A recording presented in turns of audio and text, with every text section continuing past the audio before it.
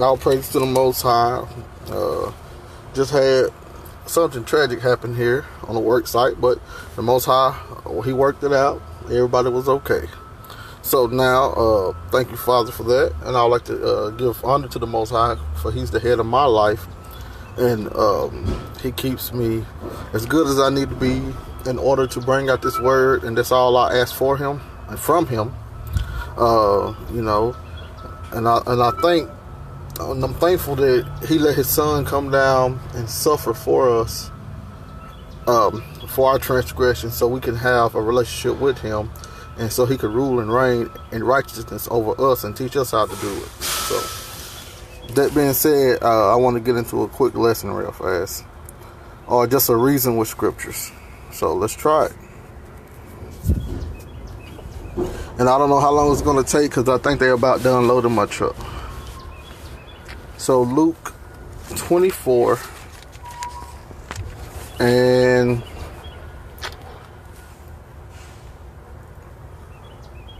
I want to start at verse 44.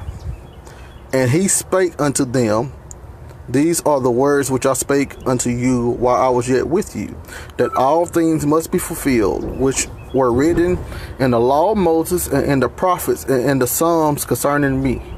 He then opened their understanding, and that they might understand the scriptures, and said unto them, Thus it is written, and thus it behooved Christ to suffer and to rise from the dead the third day. All right. So we know there's some things written. Grace and peace, Mr. Lee. Indeed, grace and peace. Hope you're having a great morning. So we know some things written in Psalms about Christ. So he just gave the overview what was written about him, but there's details about some of the things that Christ was going to go through.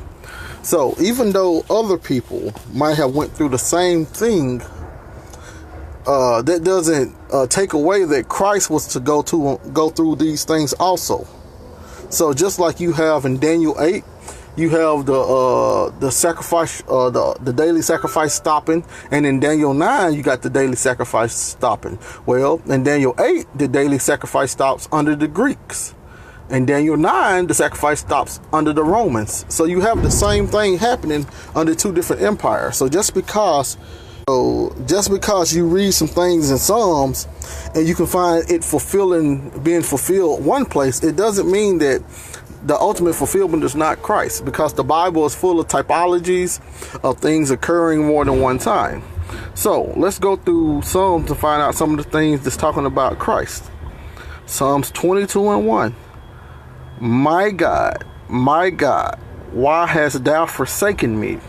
Why art thou so far from helping me, and from the words of my roaring?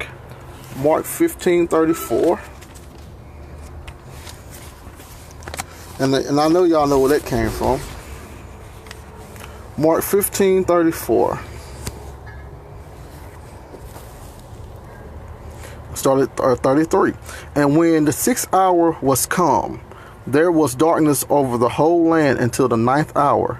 And in that 9th hour, Jesus cried with a loud voice, saying, Eloi, Eloi, lama sabachthani, which is being interpreted, my God, why hast thou forsaken me? So Christ is on the crucifix, right? Look, 32. Let Christ, the King of Israel, descend now from the cross, that we may see and believe. And they that were crucified with him reviled him. So we have Christ being crucified on the cross, right? So is Christ being weak at this moment when he's saying, my God, why hast thou forsaken me? No, he's pulling right from Psalms. Remember, Psalms are actually songs, they're hymns. So Christ is pulling right from the hymn to let them know that this is part of prophecy being fulfilled. So even when he was being put to death, he was letting the people around him understand what he came to do, which was fulfill everything concerning him. So even from the beginning, he wasn't weak. He was quoting from Psalms, the hymns of Psalms, to let everybody know this is what Psalms was about at this point. It was about me. I am the fulfillment of this. I am that person that's going through that pain. Not David. It is about me. Verse 2. Oh my God, I cry in the daytime, but thou hearest not, and in the night season, and am not silent. Remember, he was telling the Most High to take this burden from me. But if not, he understands. Look, but thou art holy, O thou that inhabitest the praises of Israel. Our fathers trusted in thee. They trusted, and thou deliverest them. They cried unto thee, and they were delivered. They trusted in thee, and they were not confounded. But I am a worm, and no man, a reproach of men, and despised of the people. So we go to Matthew 27. Matthew 27.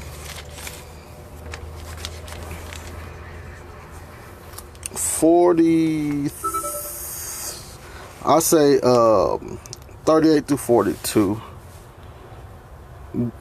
Then where there are two thieves crucified with him, one on the right hand and another on the left, and they that passed by revived him, wagging their heads, and saying, Thou that destroyedst the temple and buildest it in 3 days, save thyself. If thou be the Son of God, come down from the cross. Likewise the chief priests, mocking him with the scribes and elders said, He saved others, himself he cannot save. If he be the King of Israel, let him now come down from the cross, and we believe him. He trusted in God. Let him deliver him now, if he will have him, for he said, I am the Son of God. So what is he saying? I am a worm and no man, a reproach of men, and despised of the people. So we seeing that being displayed while Christ was on the cross. They were wagging their heads at him. They was mocking him. They all despised him. Verse 7. And they that see me laugh me to scorn. They shoot me out of the lip. They shake the head, saying, remember, they was wagging their head, right? And this is what they said, a direct quote. He trusted on the Lord that he would deliver him. Let him deliver him, seeing he delighted in him. Y'all see? Christ was fulfilling this part of Psalms to the T. And the Israelites, they wasn't understanding. They was too caught up in the stiff-neckedness and being evil, being prideful, wanting something else other than what the Bible teaches or what the scriptures back then or the scrolls taught. They wouldn't understand that they was planning right in the hand. Shalom, Mr. Malachi. Shalom indeed. Look, verse 9. But thou art he that took me out of the womb. Thou didst make me hope when I was upon my mother's breast. I was cast upon thee from the womb. Thou art my God from my mother's belly. See, this gets a little bit into detail about Christ's relationship with the Father. This gets into a little bit more detail with Christ's relationships with the Father. I'm going to read 3 more verses. Many bulls have compassed me. Strong bulls of Bashan have beset me round. Those bulls will be the chief priests. They were compared to bulls. They was the one who was compassed Christ. They gaped upon me with their mouths as a ravening and a roaring lion. Remember, who was considered a roaring lion? Satan, going around seeking who he could devour. This same roaring lion is in comparison to the chief priests, the ones who had who came together and put confederates with the Romans to kill Christ. That roaring lion, it has more to do with the chief priest. So Satan would have more to do with the adversary of Christ and the Father, instead of one king, evil spirit, bad guy. He will be the adversary, or the Shaitan. I am poured out like water, and all my bones are out of joint. My heart is like wax. It is melted in the midst of my bowels. Imagine this is what Christ was going through while he was on that cross. I am poured out like water, and all my bones are out of joint. My heart is like wax. It is melted in the midst of my bowels. He's sad, heartbroken. He's nailed to a cross. His joints are out of place. It's aching. It hurts. He needs relief. Luke 22:44. And being in agony, he prayed more earnestly, and his sweat was as if it was great drops of blood falling down to the ground. He was in agony. He was in pain. He needed relief. He did all of this for us in order for us to have a relationship with the Father. And people today want to tell you don't even believe in him. So let's keep going though. My strength is dried up like a potsherd, and my tongue cleaveth to my jaws. And thou hast brought me into the dust of death. So we have him being very thirsty right there. We have him thirsty. Let's see, I'm going to pull one more, then I got to roll. But this is just the beginning. I want to go somewhere I can get into detail with this. But we can't get in more detail than what the Bible gets in. John 19:28. After this, Jesus, knowing that all things were now accomplished, that the scripture might be fulfilled, said, I thirst. Now there was set a vessel full of vinegar, and they filled a sponge with vinegar and put it upon his hyssop, and put it upon hyssop, and put it in his mouth. And when Jesus therefore received the vinegar, he said, it is finished. And he bowed his head and gave up the ghost. We see it right there. His strength is dried up like a potsherd. His tongue cleaveth to my jaws. Sorry, my tongue cleaveth to my jaws. He was thirsty. Let's see, verse 16. For dogs have compassed me, and the assembly of the wicked have enclosed me.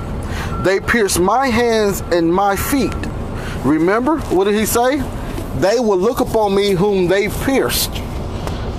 We see this same thing in Zechariah. They will mourn for them. They will mourn for the one that they pierced. We see the same thing in Revelation. They will look upon me whom they pierced. It's all that you're reading. They're pulling that from the Psalms, that the pierce thing. I want y'all to understand that the way that a lot of this stuff works is they pull from the disciples. They pull from the Tanakh and Torah to explain the prophecies of what the Most High had in store for Israel, for Christ, and etc. So they all pull from the first inspired words and they added on to them. So everybody was telling the same story, just from different perspectives.